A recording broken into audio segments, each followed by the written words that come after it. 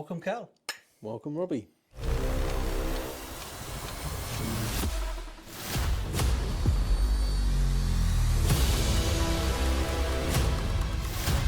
Oh, welcome back, people. That is not a Ducati. That is a KTM, and a very nice orange KTM. Yes, we are at Robbie's gaff, Robbie's garage, Robbie's à la maison, and we are back for a revisit, almost like not a part two, to discuss everything about bikes, KTM, Ducati, shit that me and him do on YouTube, state of the motorbike industry in general, and just general bike chit chat. So stay tuned, guys. Grab yourself a cup of tea, grab a beer, and let's get fucking rolling. Right then, something a little bit different today. Yes, we're in the garage, but no, we're not playing around with the bikes. I came down to the bike this morning and found this guy lurking around. So I heard there was a nice KTM around here. I ain't seen it yet. There's First stick. There's two sitting here. So anyway, like I put out before on my socials about a little bit of a Q&A together, and I decided to give Cal a shout, and we're going to go talking bikes, talking manufacturers, talking what we've done to the bikes, the state of the motorcycle business at the moment, and any of the chit chat that comes to mind. Maybe some new bikes. Maybe some bikes we're interested in. Maybe some new bikes. Yeah, there may be something in the pipeline. We'll see. Fingers crossed. So the last time we met was when we were. You invited me down, or I can't remember which way around it was. I had just bought that. It's totally stock last year. Yep. And I've never been on. That was my first ever supermoto. Yeah, you've never ridden SMs before. And I've never ridden SMs before. And this is supposed to be the original OG SM. Yep. With the Husky 701 sort of thing in that thing. Yep. I don't know about the gas cast, but we'll keep that quiet. Well, the gas cast. I don't want to offend the gas cast, guys. The gas cast is the same bike. And it was a great bike. Apart from the wheels, the cast wheels. And I've done a test ride on the gas cast compared to that, and I was pleasantly surprised on it, man. It was a good bike. Yeah. But anyway, we met up ages ago, had a ride on these, and these bikes were pretty much stock-ish. Yep. You just had an exhaust on yours. The exhaust, that was it, yeah. My bike was totally stock. Yep. But both have moved on a lot. And they've moved on a lot since the last time we met. They have. So what's happened? What's you done to yours then? Well, the 690 now has been remapped by BHP.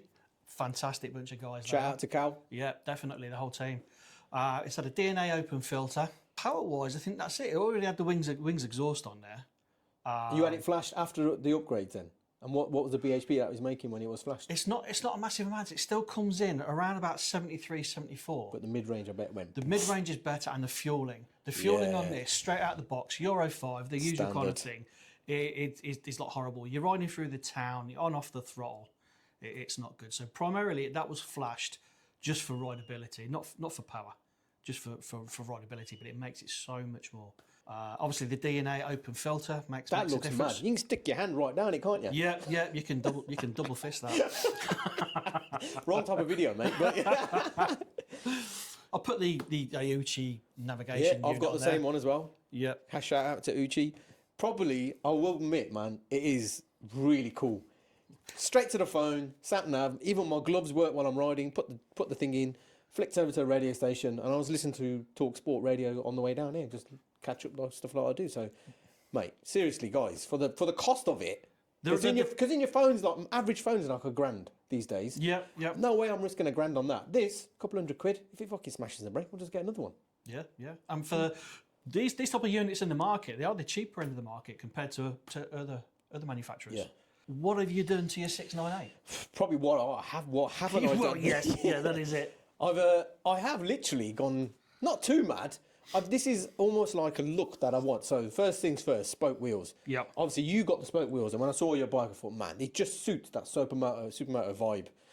So I had a real headache trying to get these spoke wheels. It took literally, I think, 6 months worth of inquiries, buying parts, getting someone to build the wheels, then getting someone to make them fit the bike because they were too big. So these are scrambler hubs.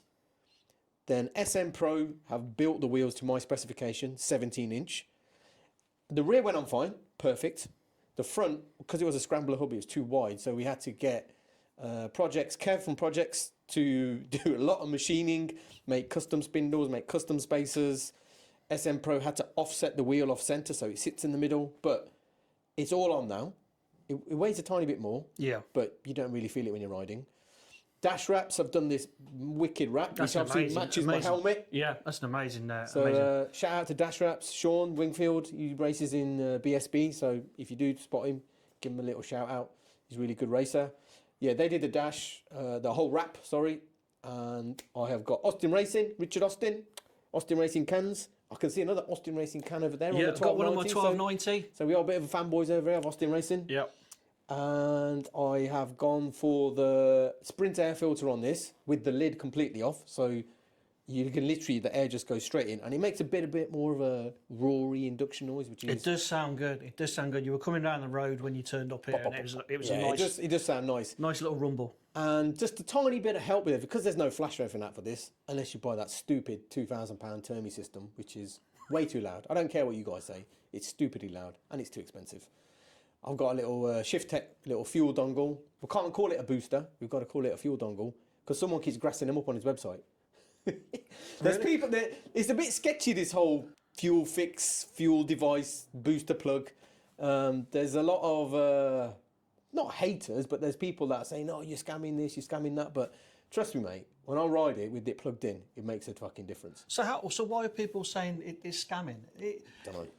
I don't know. It obviously, this something, the fuel dongle that I had fitted to mine, it just fools the ECU into thinking the bike's at a different temperature, so it's pushing more fuel through. So that normally works when you want to sell a booster plug, but I think with this one, what everyone is saying is the air temperature reading on the front dash, the reading that you plug it in, isn't what the ECU reads to do fueling. There's a secondary air sensor or air pressure sensor on the airbox. Yes. So they're saying the two aren't connected. So if you do that, it's not actually doing anything. So that's why it's a scam. What I think is happening is it's reducing the air temperature so low that it's then causing something else in the ECU, like the evap, to stay shut. So it's not putting in extra air. So it's basically just fuel and air, not extra air to make it more leaner. So therefore it's riding like it's had a slight tune, but it's only in the closed loop. So when you're low revs, low acceleration, when you're full beans, fucking first, second wheeling, that doesn't come into play because that's open loop. Well, that's not where it's needed anyway. It's the low down stuff, the town. And it's just a tiny bit of rideability. So when you're coming off the gas, it doesn't dive forward. When you're getting on the gas, it doesn't jerk. It's very minimal, the stuff that it does. Personally, it's a tiny bit expensive. David, Greed, Shift Tech, maybe reduce the price a little bit. I don't know. But it's connected to Ducati. It works. But it's Ducati. Yeah, what do you expect? Ducati tax on everything, even if it is something that's, very small. And if it was exactly the same type of module you could fit on a KTM and a Ducati, you can guarantee it's going to be about 40, 50 quid more when it's Ducati labelled. And I've got stealth mirrors on there, which are great, really work for me. I'm a bit of a skinny, slim guy, so I can actually see past myself. No comment. What are you trying to say? No comment. I'll get the digging early, innit? You're on my manor now. Yeah, sorry, yeah. Hey, I was born in Cov, man. This is our manor, innit? And I've got some little brackets, the MNTBX, which I've got from America, and they're just the nicest brackets that I've found for the reservoirs to get rid of the little metal ones. But they work nicely with the stealth mirrors, so fingers crossed. Looks-wise, the mirrors look good. For me, I've not been a fan of bar end mirrors or anything like that. Same here. For me, it's function over fashion. Hence why I stick with the bigger mirrors. I mean, to be honest with you, I need to ride yours and then see what they're like. It might completely change my mind. I've also done that. You might notice that I've done that loop delete. Yes. But the loop on yours isn't that big. I mean, on this one, it's like you're doing like a massive ski jump and landing back down, but that's another thing. Shift Tech sorted that out. That was only 80 quid, mate. I think I had to do it. Obviously, I had to do all the wiring and bleeding it all myself. You had to rebleed the brakes. Yeah, rebleed it all, but that ain't too difficult to do. But for £80, just another set of wires. Basically, all it is, the loop is literally behind the headlight because there is enough space there and there's free play for it to move behind it. It does look neater. It doesn't make it look so cluttered, obviously, with mine. But like you say, the loop on mine isn't sort of like up there in your face. No. And it is a bit of a supermoto trait. Yeah. Any sort of motos, you've got that pretty much for the extended travel. So the bikes have changed loads since we last met. They have. In fact, this is a completely different bike. Pretty much. And it is my second one. Yeah, that's what I mean. It's completely different. Yeah, I smashed and wrote off my first one over in Wales. Went into someone's back garden, We seem to be following a little. But you've had a little off, haven't you? A little pattern, yeah. Yeah, you've had a little off, so. Yes. That was most of you guys that are watching this know that I came off in the 1290. And it happens. Shit happens, man. Yeah. The comments are the best. You know, like when you crash and stuff. On whatever happens, the comments are the best. Learn to ride, get a better bike, buy 125, do this, do that. You're a muppet. Thinking, oh my days, man! There's so many experts out there. It just makes you laugh. I must admit, on mine when I put down the crash, but I didn't have any footage. But my followers didn't really give me any hassle. Not that I can remember of anyway. But yeah, I wasn't too bad with that. Previous outings that I've been out on the bike, I can remember one. Digressing a little bit, I was out with a mate called Rob on his Kawasaki ZH2, and we were just filming general stuff, and it was quite funny. There was a guy that decided to troll us to say that we were wobbling around on these hyper nakeds at 50 miles. As you're not going fast enough. Yeah, but we're in the middle of town. Speed limit, sadly. You can't go to a speed limit. You know what I mean? I'm very sorry. I'm on a 180 brake horsepower motorcycle, and I'm not doing 180 miles an hour down the high street. I do apologise. No, the bike's looking good. I do love them. This orange and red contrast does look cool, man. It does. The graphics on yours, because without the graphics, I must admit, it does look a little bit plain. Yeah. The what's the other? The RV. RVE one, yeah. The RV, I must admit, stands out. It looks well. better, but then there's. Everyone's price. got the fucking same. Yeah, but obviously everyone's then got the same RV and they all look the bloody same. So yeah. This was cheaper. Doing this wrap was cheaper than getting an RVE. Yes, yeah. Because I think the RV is about another 900 quid. Okay, you get the quick shifter. You get the quick shifter on the RV as well, but then I've had that fitted on mine anyway, and that's like 200 quid from the dealer when you spec your bike out. So just get that done. Ducati knew what they were doing there.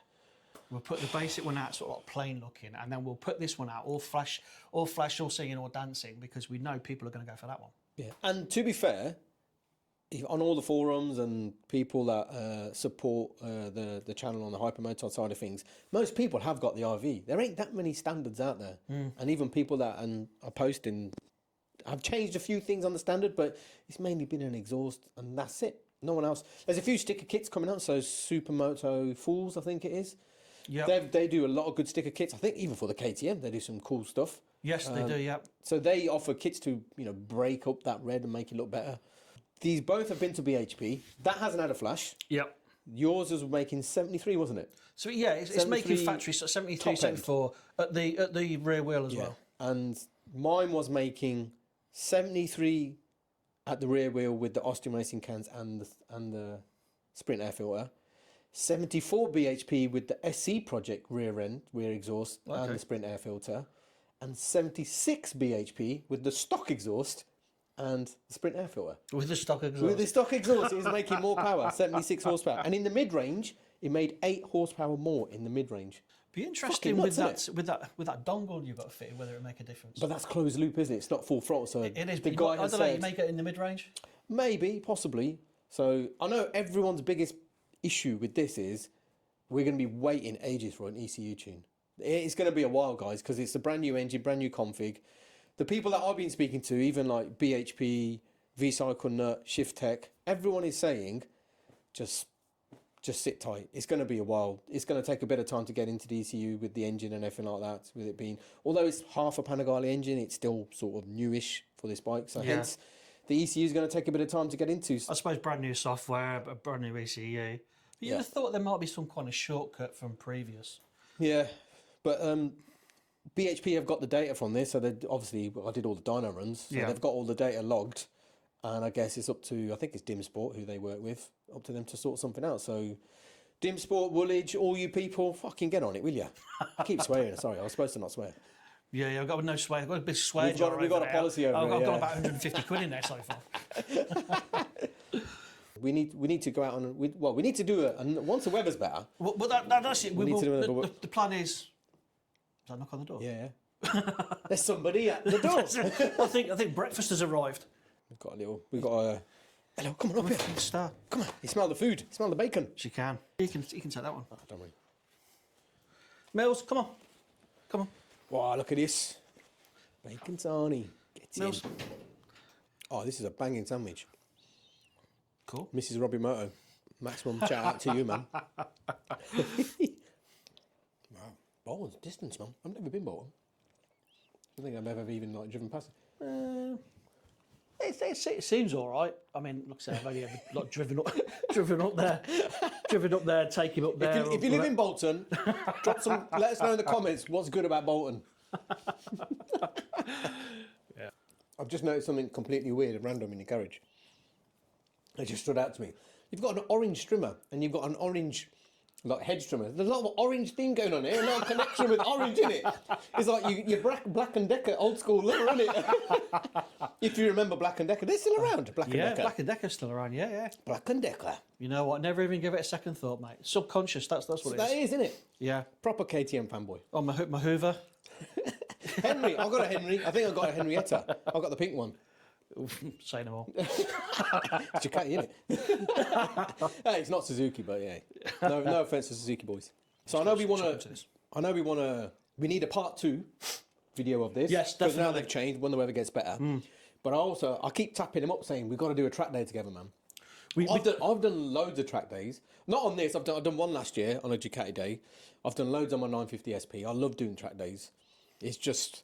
For me, it's the best place that I feel I can learn about what I can do on the bike and what the bike can do for me, limits and that kind of stuff. Yeah. And it's generally okay, the track days are. There are a few tools and fucking straight line heroes and some jokers that can't never heard of a corner or an apex, but that's every track day. And I'm not no expert. I'm not cussing them out. You get that type of thing on the road, anyway. On the road. So but I'm saying expected. We've got to do some track days, and I think that will literally surprise you, mate, how good and how much fun this thing will be on track, man. Oh, with that, I know I've seen enough like other YouTubers with these on the. I've seen plenty of other YouTubers with these on the track, and I know they're more than capable. I've got no leathers anymore. You got not even a 2-piece? No. Oh no, I've gone urban with my bike gear. Oh, okay, yeah. That the minimum requirement is 2 levers that can zip up. Yeah, that's it. Yeah, I know the score there. I did toy with the idea. There's a company called ARN or ARN that were at the bike show that were doing custom made leathers, and I was going to go and get measured up and get a set, but then I got there and wasn't feeling it, so I didn't do it. Yeah, that's understandable, but no.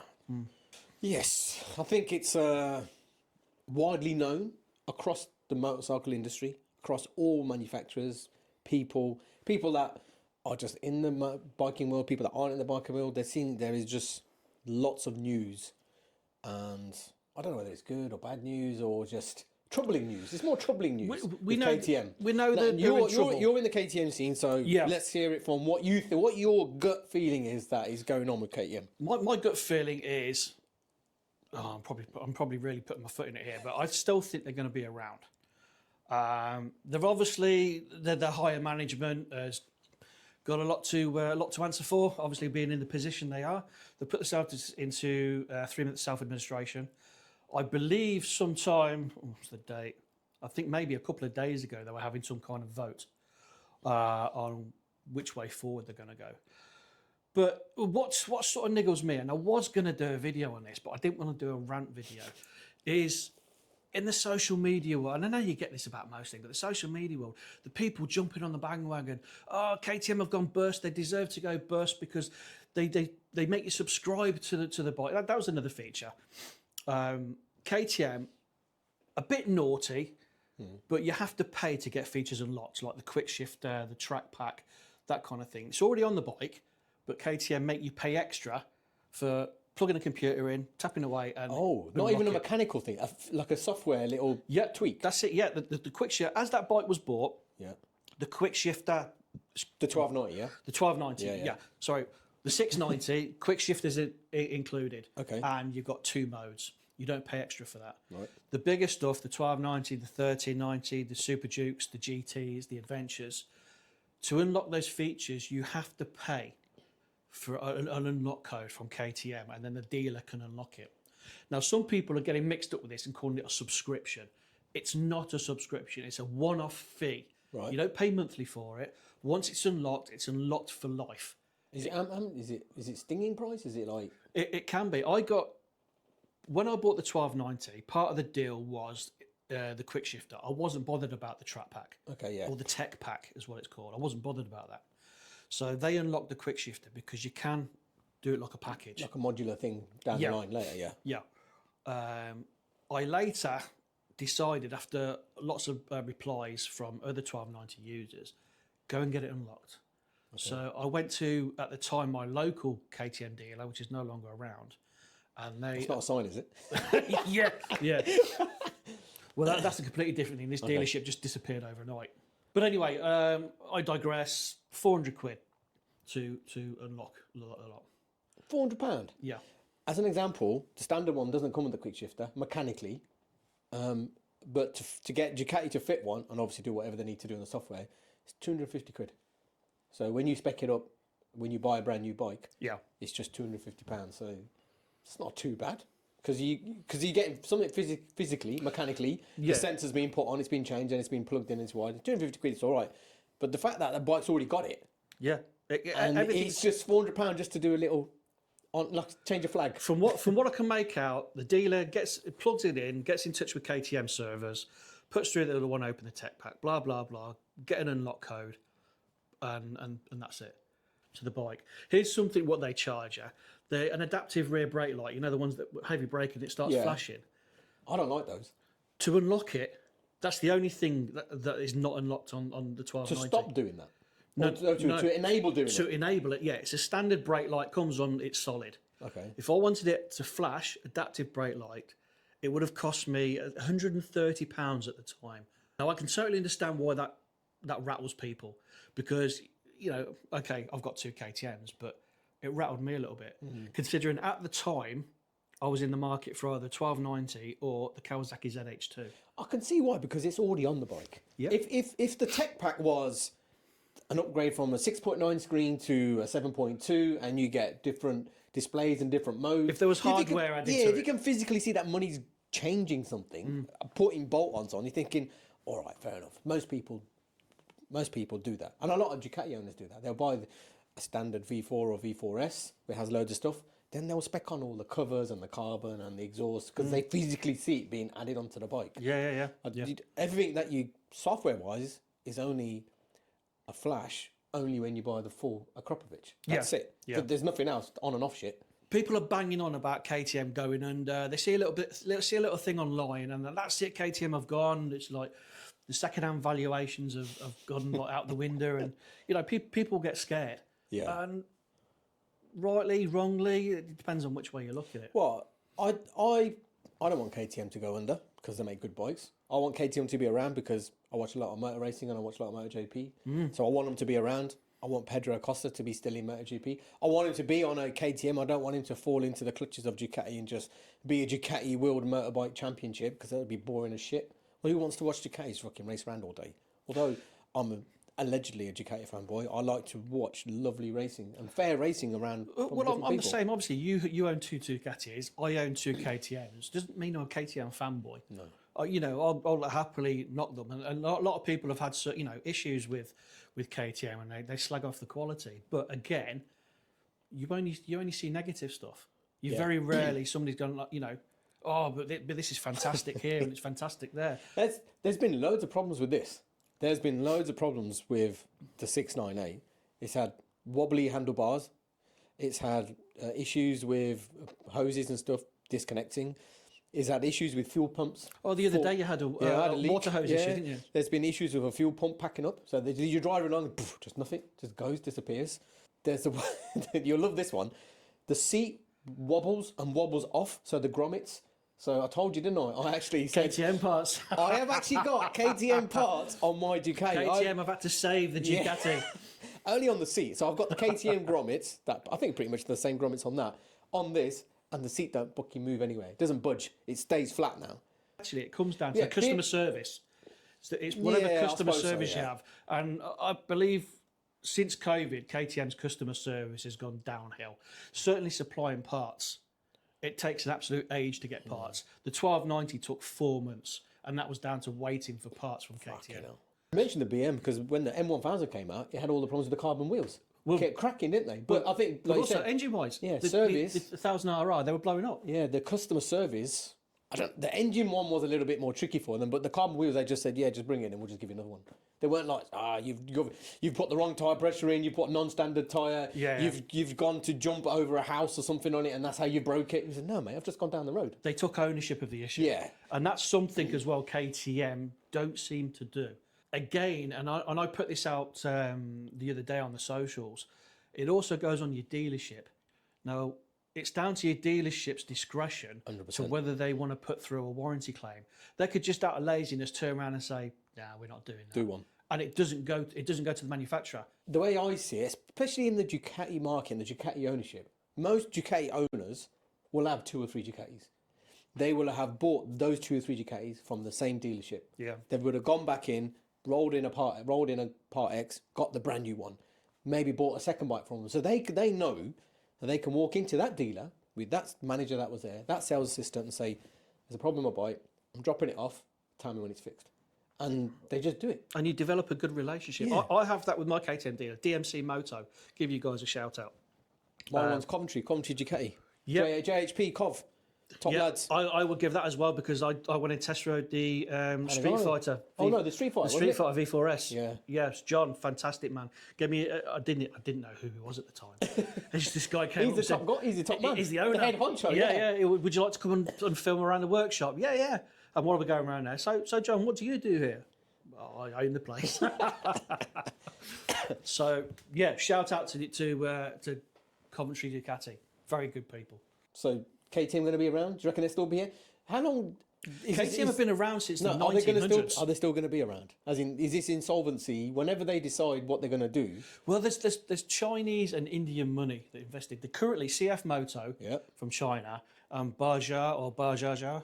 I don't know which way you pronounce it. Bajaj. Yeah, even so, yeah. They produce for KTM anyway. Yeah. CF Moto build the 790 over there, so I think there's going to be some investment from them.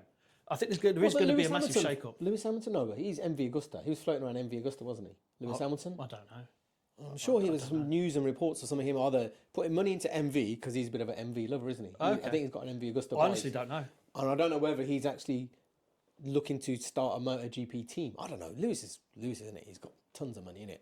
Yeah, money rolling out. He looks good in a Ferrari, though. I will say he looks good in red. Maybe, like you're saying, their background, maybe stick to what you know at, what you're good at, enduro stuff. And that kind of area, motocross, enduro, just... But they do like the Super Duke and the Adventure and the GT. They do produce fantastic, massive bikes. But, yeah, maybe, scale back a little bit. Unfortunately, rightly or wrongly, I'd probably say, knock the GP stuff on the head for a little while because it's a massive, massive amount of money. It's a shit ton of money, until they can, I don't know, maybe get loads more money through sponsorships or... But I think the problem with that is if they step back from MotoGP and then come back into it 2 years later, they will be starting from scratch. Yeah. Because everyone else is going to move on. They won't have the data in that 2 years. So it's almost like we have to stay into it. And then they have to take a hit somewhere else. Yeah. MotoGP for me has got a little bit boring. I'm a World Superbike man. I fucking love Top Rack. Top Rack, you're the man. You're on a BMW, but fair play, man. I love you. Top Rack. That's the only reason I watch it. It's just competitive. World Superbike is competitive. MotoGP is the Ducati MotoGP Championship. And it's like, all right, you got the fastest bike. Yeah, it was quite samey. You can sort of predict what's going to go on. It's a bit boring, man. Unless it rains. But that's when it rains, everyone's fucked. Here's one for you.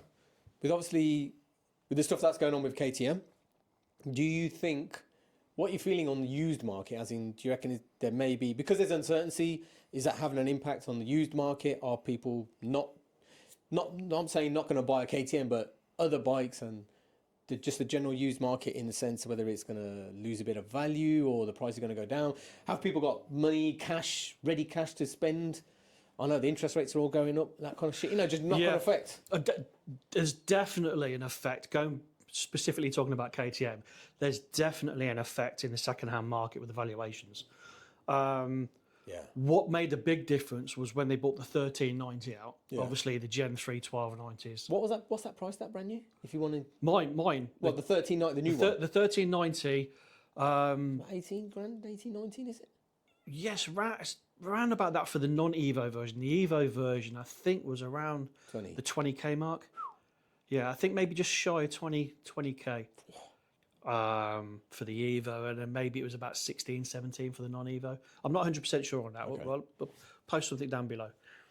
But yeah, the 1390 came out, and then KTM did a massive PR thing where they were giving you a 4-year extended warranty, and they lowered the price of the 1390, which then battered the price of the 1290s. I just had a weird thought. Well, we'll offer a 4-year warranty, but we know we might not be here in 1 year. Yeah. Do something a little bit cheeky. Hey, we saw you, mate. Yeah, I think actually it's probably been out a good year, maybe 2 years, the 4-year warranty. But anyway, at the moment, nobody wants to take on a 1290. I've tested the water on letting the 1290 go. And the second-hand market at the minute is ridiculous. Dead. I'm seeing people with 21. Mine's a 20. I'm seeing people with 21, 22 model years, and they're letting them go for like 10.5 grand, which is for what the machine is an absolute steal, But I've sort of been given an idea that the best I'll get for that a 2020 is from a dealership, 7 to 8 grand. That's a kick in the balls, that is. That's a massive kick in the balls. Yeah, that much of a kick. They're right here hanging out my ears. Weirdly, because I think I did a video, I think just coming to the end of summer, beginning of autumn, when I went out for a ride on my 950 thinking, do I still need the 950? Because I've got the 698. I was loving the 698. Honestly, if I go in the garage, I'm riding the 698. I'm not even touching the 950. I was thinking, do I need another one just sitting there in the garage? Yeah. So I got it serviced. I got some new tyres on it, got the battery changed, did a brakes, changed all the brake fluids and everything like that. And then I just put it up for sale. I think I put it on for 12, being a 950 SP, and one of the early ones, 2021, so it's the latest Euro 5. I left pretty much everything on it, most of the stuff. So I left the exhaust, the flash, the belly pan, the rear sets, loads of stuff on the bike. The bike had about 4 or 5 grand's worth of extra kit all over it, and I thought I can't be asked to take it all off. I'll just leave it on there. The end cans, titanium end cans, and everything. The only time it benefits with stripping the bike down is if you're going to part X it, because dealers want to take a standard bike. They don't really want all the bling on it. Yeah, so I thought I'll just test it as it is, put it on for 12. Let people know in the forum. Everyone's going, no, don't sell it, keep it. I was thinking, I'm just testing it. If it goes, it goes. If it doesn't, I'll just keep it in the garage. Yeah. Mate, not a sniff. Nothing, right? Because maybe people have seen my videos of crashing shit. I thought, I ain't touching that bike. So I took it off for a bit, and then I thought, you know what? Fuck it. I'll drop it down to 11. And I put it on for 11. As it was. Everything's still on it. Exactly the same. Again, nothing. Not even a sniff. And the impression I got is people are really thinking that either people are desperate, right? Yeah. And they're preying on that a little bit, thinking, all right. I mean, the We Buy Any Bike store, they're going to take the piss anyway. Dealers are going to try, they need to make some money out of it. So you understand. Yeah. If you part X it, you know you're not going to get a full market value. Most people say, if my 950, and I think a dealer reached out to a dealer just as a fishing exercise, just to see what would you give me for this. And I think the best price I got was 9.3, and I thought that's not too bad. That's not too bad. And then if that was 9.3 from a dealer, I'd probably say 10 and 10.5 private. Yeah. Probably take 10, something like that. Yeah. And I'm thinking, okay, is it worth that hassle of having? Is the £700 extra worth the hassle of sitting around waiting for people? Has he got cash? Is someone going to come with 2 baseball bats, beat me up and nick the bike? That kind of shit. Yeah. And I think a lot of that, does put people off selling privately. Yeah, totally. So maybe because people don't deal in that side of it anymore, or don't want to deal with that sort of hassle of selling a bike anymore, that people just think, you know what, just take it. Yeah, primarily, I probably wouldn't be advertising it on the Bike Trader and people come around and want to can I take a test ride and and all that kind of stuff. I think I would rather take a bit of a hit with the dealer and part exit. So yeah, leading up to there again, we're sort of like side drifting. We're testing out the second-hand market with the 1290. I was actually looking at. No, please don't hate on this. I think I know where you're going. Was this because we went to the motorcycle show Yes. And we saw there's loads of bikes there. Yes. And I think I messaged you, didn't I? After thinking, mate, this bike. You did. This bike, on my days. This is something's wrong here. I saw it, but didn't take. It just didn't sink in. No, I didn't like take any notice of it. Then you started searching, and you started watching videos. You're thinking, I did. Yeah, no way. Yes. So what are we talking about? What do you think? What bike do you think we're talking about? The Honda Hornet. Honda Hornet. Honda Hornet. The 1000. New Hornet. The 1000. Yep. 150. The basics 150 brake. The SP is 155 brake. With Öhlins rear, Showa front suspension, Brembo Stylema brakes, quick shifter, and an extra 5 brake horsepower. Yeah. Over the standard one. For the magic value of £9,999. Under 10 Gs. 1,000cc machine. 155 horsepower. Naked bike. Yep. Perfect for UK roads. Oh, totally. You don't need any more than that, mate. You don't. I mean, like, I'm sitting over there with actually the 1290 is actually 1301cc, 180 brake. Big V twin. So KTM said. Yeah, you don't need that. That is a ridiculous amount of power. And compared to some bikes, like the Street Fighter, 200 brake horsepower. Yeah, don't need it, man. You don't. It's a willy waving thing. It is strange how all of the manufacturers have gone up with a bit more capacity, gone way into the 2025 brackets, but Honda have done it for under £10,000. And I am literally seriously itching, and I feel like I want to get one. Yeah. For 10 grand, even if, and that's the SP version. Oh yeah. Under 9 grand is the 8,999 for the standard one. Yeah. So I watch a lot of 44 Teeth videos. Yeah. And the Michael Nees MCM one. I like his ones because he's quite fair and balanced. Yeah. I'm not too fan of most of the other ones, apart from the crazy bearded Chris North from Fast Bikes. His reviews are awesome. Yeah. Fucking awesome.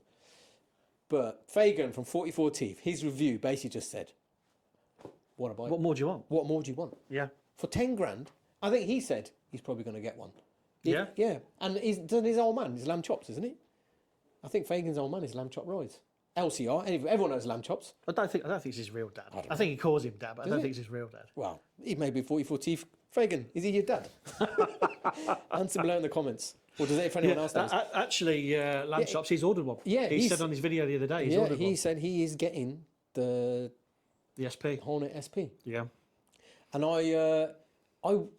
my first ever bike when I passed my test was a Honda. Yeah. I had a CBR 600F, and it was the bike that I learned my license. So I thought, what better bike just to go on it? And I think I had that for about a year. I loved it. It wasn't brilliant, but it was like fucking super reliable, solid, man. Mine was a Yamaha. Never fell apart. LD 350 power valve 2-stroke. So I think I've had a Honda, Ducati, Yamaha Tuono, Yamaha Aprilia, and then I had another Honda, which was just a Honda Monkey that I just bought for my birthday as a blast. That's a cool bike. And then from there, I went to another Yamaha, which was the MT10, then the R1 race bike, and then after that, 950 and 2 Ducati. So I think I need to go back round, and I think another Honda may be on the cards. I am tempted.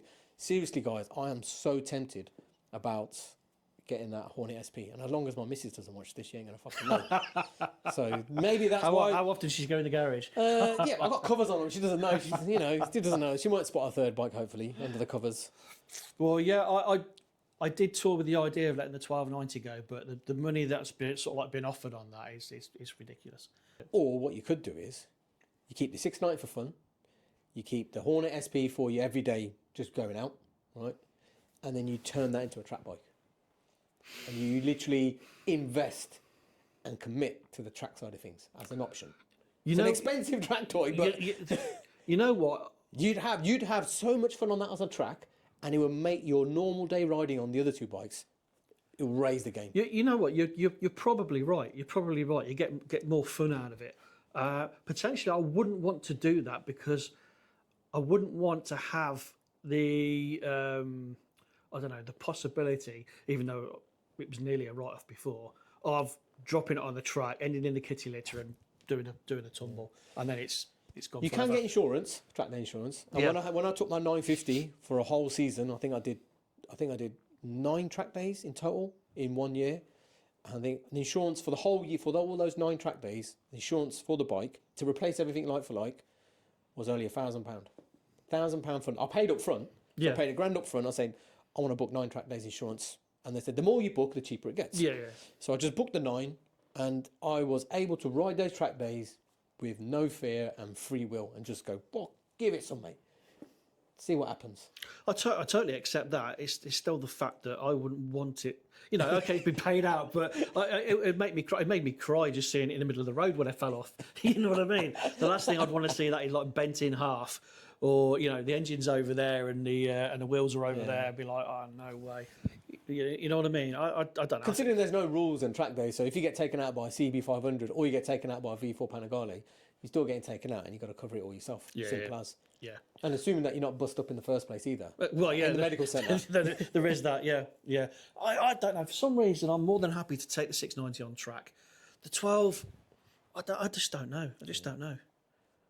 Go back to the my accident, the mental side of things. You know what I mean? I've only done 2 short trips on that since it's been rebuilt. So probably need to get out on it more. And just get back out on it, man. Yeah, that's it.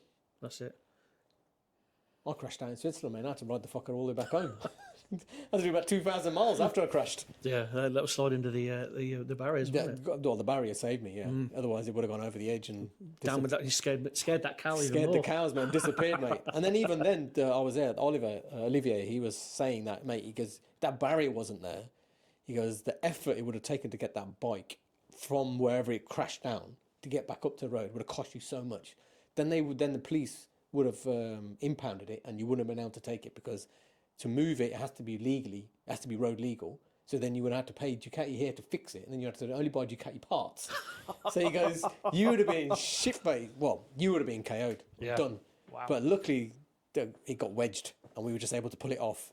And I just rode home with no foot peg, and just put my foot on the little slider.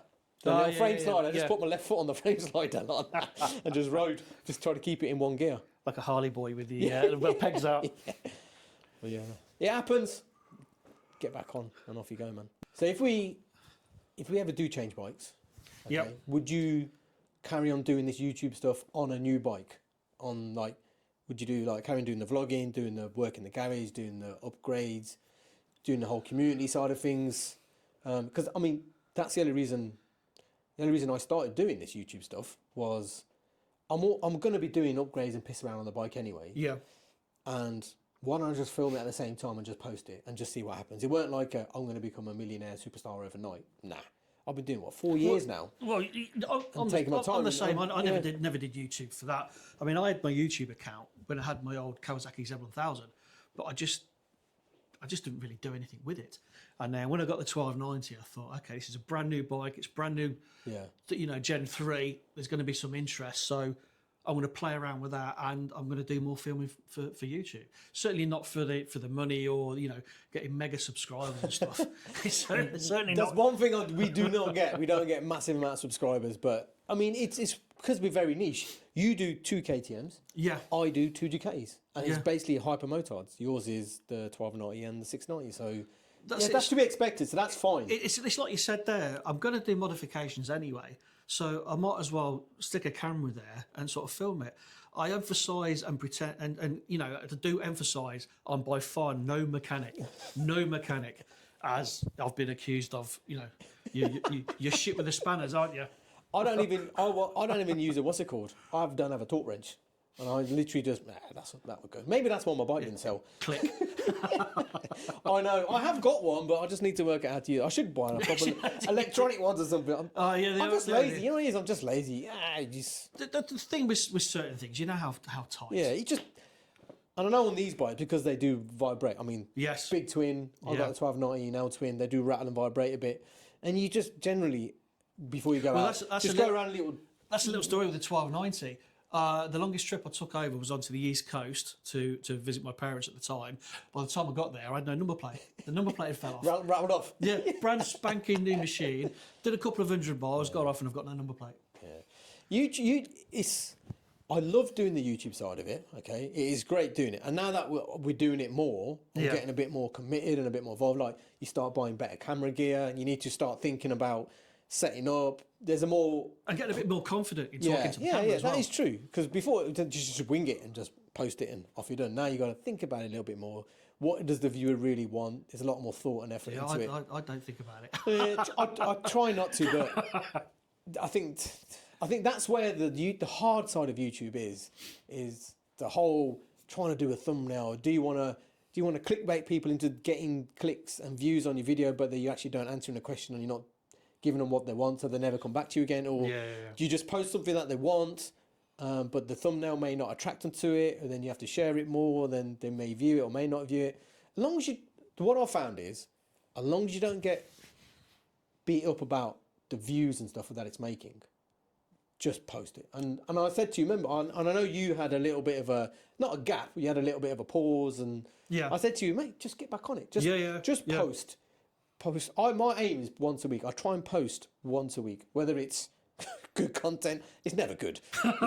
Mainly just average, shitty content. Some people like it, some people don't. And it's hard to do that once a week. But that is my aim. My target has always been try and do one video. That's one of the things that you've got to take into account. You've got to become thick-skinned. You got to expect somebody's going to troll you. Somebody's going to put a comment on there that you're not going to like, but you can't take it to heart. You just can't, or you just won't do YouTube. It's just one of those. But I try and be me, not like some sort of like bigger YouTube world, especially in the car world, where they're sort of like, oh, flamboyant, and this is this, and oh wow, look at this. Or the thumbnails of, there's always a picture of a guy in a thumbnail pointing to something that's blown up and smashed up, but it's like, mate, it's not even. I try and be me. What you see is me. Sometimes I'll be quite happy and extrovert, and sometimes I'm like, a bit down. When I did the video after my crash and I was a bit all solemn and all that kind of shit. But it's me. That is me. I'm not trying to be somebody else. The good thing about YouTube is once you've got a little bit of a fan base, or you've built a community that they know your videos, they know your videos are only going to be about this type of bike or genre of bikes, then that's cool. They know you're not going to fuck about and start switching over to, I don't know, we're already saying a Honda SP, but that might be a channel number 2 or something like that. But you're going to stick with the content and they get a general feel of what it is. The issue I have is all the motor vloggers that review any and every single bike. They're the ones that appeal to the manufacturers because they have like 10, 20, 80, 100,000 followers, but they just review every other bike. And that's what a manufacturer wants. They want their bike to impact the 80,000 followers that they've got because for advertising. And they've got a range of bikes that they're going to appeal to. Whereas I keep hassling Ducati literally every month. I'll send them an email. I'll send Potsky Media an email saying, look, if you want any information about hypermotards or this, I'm not the expert, but I've owned both. I know them inside out. You're an everyday user. I'm an everyday user of it. These people that do all these reviews online on them, they just used it once. Okay. Apart from Chris North, he's the only one. He's the only review I value because he is this proper supermoto guy. Yeah. He knows them inside out. All the others are just literally tooting around the block. Yeah, it's great bike, and that's it. And you don't hear anything. And then they get like 250 comments. Yeah, I do mad reviews on everything, what it can do, what it can't do, doing this stupid off-roading, taking it that's fantastic, that is, it was not designed for it, but, I'll have a crack at it. And it's probably still filthy and muddy from when it was anyway, but I don't get that bite from anyone. I'll just get behind you. Oh. Shameless plug? No. Not a shameless plug? No. What's this? Telesin. I don't know if you saw what's on my post on this. This was it just completely came apart. And this was a fantastic. I raved about this before. I've used this quite a bit. And a telescopic selfie stick with a cracking battery on the end of it. To charge it as well. Yeah. Oh, that's cool. Yeah. GoPro all day long. The Italian bike show that I went to was there all day. Oh, EICMA. Yeah. You went to Italy? Yeah. EICMA. Oh, I want to go there. Can you invite me next time? Oh, not you, but the people that run EICMA. Well, I actually did contact to try and get the press days, but I don't have enough followers. Yeah, you need 10,000 followers. Yeah. On Instagram, not YouTube. 10,000 Instagram followers. So can you please get my 2,000 Instagram followers, at least to 2,500. Yeah, I've got a couple of hundred, so feel free to whack that up as well. But yeah, I'm going to actually say this. Telesin, it was a great unit, but their customer service, and I got given this for free. I'm not going to say it, you know, I didn't pay for it. I got it for free, did a video, all that kind of thing, collaboration. But I was honest with it, and it was good. This is where it comes up. Their customer care is absolutely awful. Absolutely awful. I will not recommend Telesin. In fact, the video I did on this, I've took it off. That bad? Yeah, the customer service, no reply to emails. I actually went onto their Instagram to complain. On there, and they messaged me back on Instagram because I did a reel slagging it off. Based on that, stealth mirrors, right? When I took this off-roading, obviously I crashed and I smashed the one off. I didn't even say anything to anyone, right? Stealth mirrors saw my video and he messaged me, he goes, Cal, don't worry, man, we'll send you another set out. I said, I don't need the one. He goes, don't worry, we'll send you a new set. They just sent me a literally replacement. I didn't even ask for it. They just sent it to me. I thought, brilliant. Top dot stealth mirror. Yeah, stealth mirrors. Yeah, good lads. And you guys out there, if you look, you guys post a lot of stuff. The viewers yourself, the community, you post a lot of stuff on Facebook and that kind of stuff. You will post a quick video of you doing stuff. You will post pictures of you doing upgrades and stuff. Just film it, lads. Just film it and post it online onto YouTube. Even if you do a short, just post it. Just get it out there. You want to go back to my videos 3 or 4 years ago, the first couple of videos, they're terrible, mate. They're absolutely rubbish. No one's hardly watching them. But I'm not agreeing with yours. I'm agreeing with mine when I first started filming. You got to start somewhere. So a little note out to you guys. Start filming and just film it raw and just post it raw. Everyone's got a phone. Everyone can film. Is my theory. Everyone's got a phone and everyone can film. Yeah, do it. That's it, man. Do it. Do it. That's the final note. Yeah. Do it. Is this a wrap? It should be a wrap, yeah. It should be a wrap. Like an MC wrap or just a wrap up the end? With a bit of a scratch. That's it. Scratching days. Does anyone still buy vinyl? Yeah, it came back, didn't it? Did it? It made a comeback. I think my daughter wants to get some vinyl. She's got some vinyl records, but she keeps banging on me to buy a proper vinyl player. But if I'm going to buy a vinyl player, I'm only going to buy Technics because that's all I grew up with Technics. Wow, fucking hell. Ooh, another naughty word from me. Wow, yeah, I remember my separates as a kid in my bedroom at home. Marantz, Technics, Philips, twin cassette deck, Denon, CD player. Denon amps. Oh, Denon, they were the top ones. Yeah. Rewind guys. Wow, showing our age. Anyway, we're drifting off here. We're going on. That's the other channel. That's the channel part 2. Yeah, we should have a part 2 channel. I mean, we've got to try and edit this. We've been going on for so long. Yeah. So, anyway, thank you, young man. Cheers, man. For coming over. Thanks for the bacon sandwich to Mrs. Robbie Moto for the bacon sandwich. Yeah, wifey, fantastic bacon sandwich, even though you're not going to watch this. So, yeah, if you've lasted this long, thank you so much. Yeah, appreciate it. For stopping by and listening to us waffle on about anything and everything. And if you like more of this shit, not just generally me and him chatting shit, but just generally more longer content stuff about bikes, general market, what's going on, what's not going on, drop a note in the comments. Let us know what you fancy, man. Because it's a bit hard for us to judge. Yeah, this is the content. Like. We don't normally make this type of content. We're sitting here and rabbiting on. I mean, it could be a case we only have 3 views. We're just trying it though, but that's the whole point. We're just going to try it and see what happens. Yeah. And we'll be doing a lot more collaboration. Collaborating. Yeah. So we're going to do some rides on these. Over the years, yeah. We're going to do some track days together. We probably may do another dyno shootout video. We might take it up to. We could do, yeah. Could do another. That'd be another good little thing to do. Go and harass the guys at BHP. Yeah, Cal, you know we're coming, mate. Sort it out. Get the kettle on. So as I said, thank you so much for watching. Please go and subscribe if you're one of my subscribers to hypermotardking. And go and subscribe to Robbie Moto if you love everything orange or Black and Decker. Perfect. Anyway, guys, take care. Ride safe. Over and out. Fucking brilliant. Jobs are good and son. Top darts, man, that was. I'll tell you what, even if it's shit on the video, it's been a blast. Yeah, it's all right, man.